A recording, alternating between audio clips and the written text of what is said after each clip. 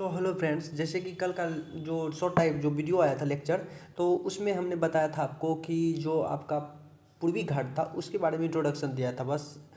अब पूर्वी घाट से थोड़ा थोड़ा सा टॉपिक को लेकर पश्चिमी घाट को बताया जाएगा उसको, ताकि वीडियो लंबा ना हो और छोटा सा वीडियो हो, और ताकि आपको अच्छे से समझ में आ सके और इतना आपको बताया जाएगा। चलिए स्टार्ट करते हैं बिना देर किए।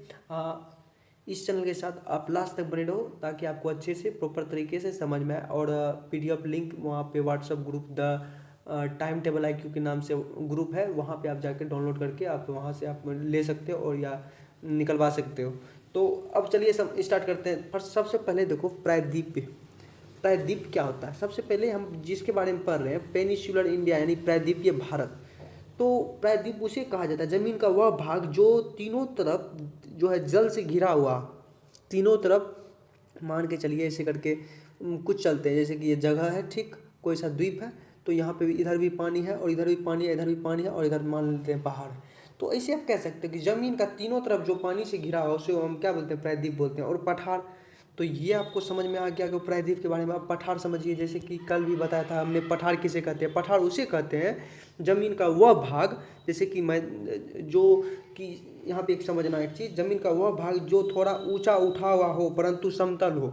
जमीन ही हो लेकिन जमीन का वह भाग जो थोड़ा ऊंचा उठा हुआ हो लेकिन समतल हो ऊपर से, उसे हम पठार कहते हैं। इसको इमेजिन करके आप समझ सकते हो as it is.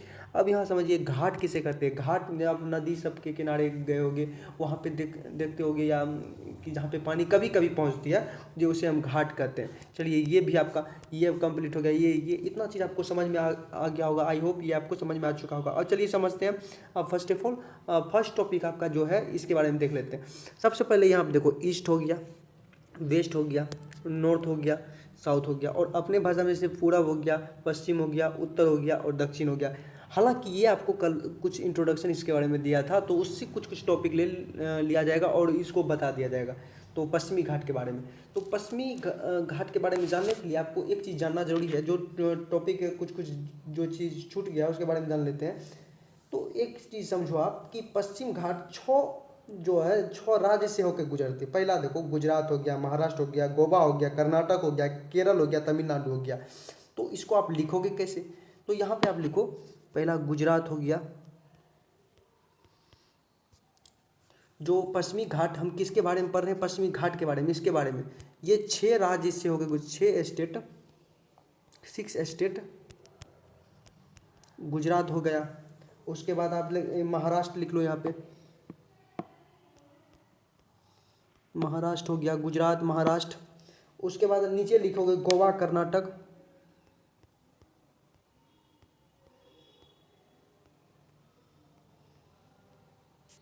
Goa, Karnataka. अब गोवा कर्नाटक लिखने के बाद केरल और तमिलनाडु लिखोगे आप यहाँ पे, केरल, तमिलनाडु। तमिलनाडु को हम TNBO से लिख सकते हैं, लेकिन यहाँ पे लिख दो तमिलनाडु, तमिलनाडु। इसका शॉर्ट फॉर्म आप यहाँ पे लिख लो TN। ये आपको हो गया तमिलनाडु। अब ये 6 जो राज्य हैं इससे होकर ये पश्चिमी इसके बारे में देखेंगे। यानी कि पश्चिम घाट 6 स्टेट में है। तो जैसे कि गुजरात में हो गया, महाराष्ट्र में हो गया, गोवा हो गया, कर्नाटक हो गया, केरल हो गया, तमिलनाडु हो गया। उसी प्रकार से जैसे कि कुछ पर्वत जो है उसके बारे में, जैसे गिर पर्वत हो गया। गिर पर्वत गिर पर्वत जो हो गया, ये कहाँ पर पाया जाएगा? आप ऐसे कह सकते हो। तो गुजरात में हो जाएगा, सतमला हो गया, हरिश्चंद्र हो गया, अजंता हो गया, एलोवेरा हो गया। उसके बाद यहाँ पे देखना कि इसमें हो गया आपका सबसे पहला फर्स्ट ऑफ ऑल गिर पर्वत पाया जाएगा इसमें, गुजरात में। उसके बाद महाराष्ट्र में आपको मिल जाएगा, आपको सतमला, हरिश्चंद्र।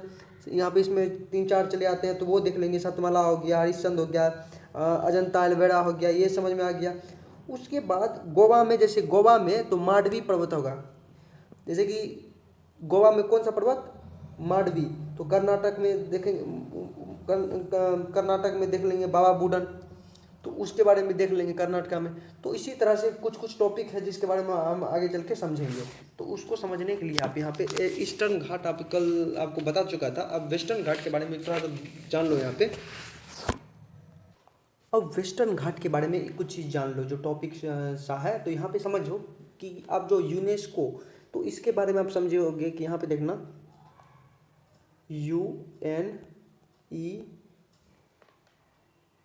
UNESCO।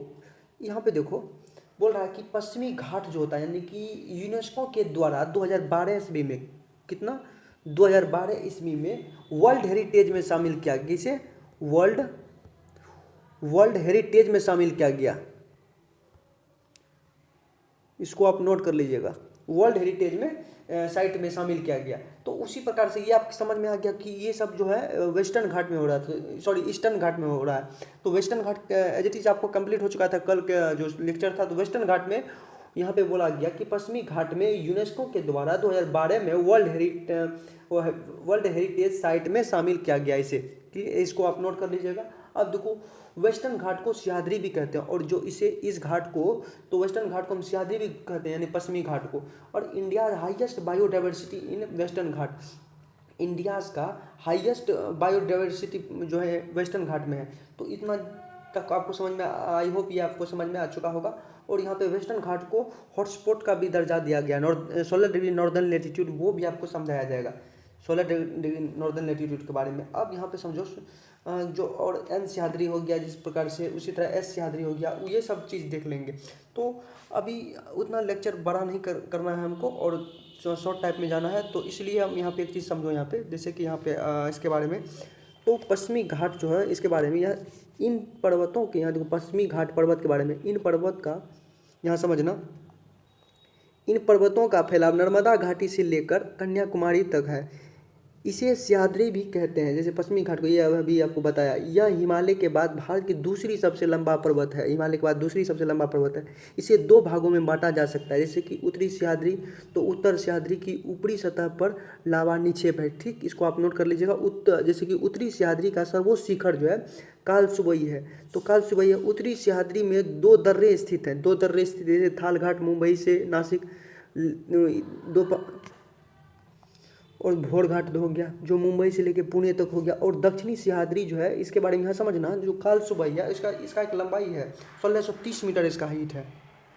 अब यहाँ पे जो दक्षिणी सह्याद्री है, जैसे कि उत्तरी एवं दक्षिणी सह्याद्री की विभाजक रेखा 16 डिग्री उत्तरी अक्षांश पर है, यह गोवा से गुजरती है। और दक्षिणी सह्याद्री का सर्वोच्च शिखर जो है कुद्रेमुख है। और दक्षिणी सह्याद्री का निर्माण आर्कियन चट्टानों से, आर्कियन बहुत एक महाकल्प का एक समय है, काल है, तो उसे आर्कियन काल कहते हैं, वो आपको बताया जाएगा।